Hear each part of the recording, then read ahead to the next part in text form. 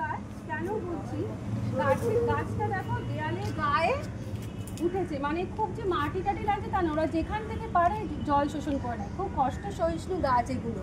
তোমরা দেখছো তো কি করে বুঝবে অশ্বত্থ গাছ? এই দেখো, তোমরা একটু ক্যামেরাটা কাছে নিয়ে এসো তাহলে বোঝা যাবে। দেখো এর পাতাটা পান পাতার মতো অনেকটা দেখতে, আর মাথার কাছটা দেখেছো কিরকম সরু লম্বা হয়ে গেছে। এই যে দেখো, ভালো করে স্পষ্ট করে দেখো, মাথার কাছটা সরু লম্বা হয়ে গেছে। তার মানে যে পাতাটা এরকম দেখবে যে গাছের, বুঝবে সেটা কি গাছ? অশ্বত্থ গাছ। তোমাদের হাতে দেখছি অনেক ছোট্ট ছোট্ট গাছ রয়েছে, এগুলো কি গাছ? আমি নিয়েছি পাকুড় গাছ আর অশ্বত্থ গাছ। আমিও পাকুড় গাছ এবং অশ্বত্থ গাছ।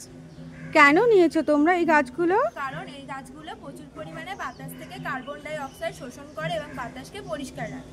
আর এই গাছে বোলতারা বংশবৃদ্ধি করে এবং কিছু পাখি এখানে এই খায়।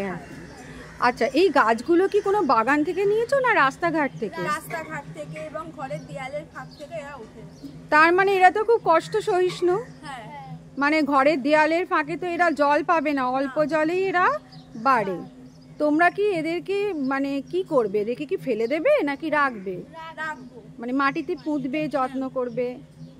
ঠিক আছে।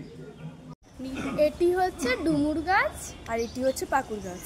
এর মধ্যে অনেক পোকামাকড় এবং পাখিরা তাদের জীবনযাপন নির্বাহ করে। আচ্ছা, তো এই ডুমুর গাছ পাকুড় গাছ তো রাস্তার যেখানে সেখানে হয়, তো এই গাছগুলোকে তোমরা কি করবে? ফেলে দেবে? না, এগুলো আমরা মাটির মধ্যে পুঁতে যত্ন করব।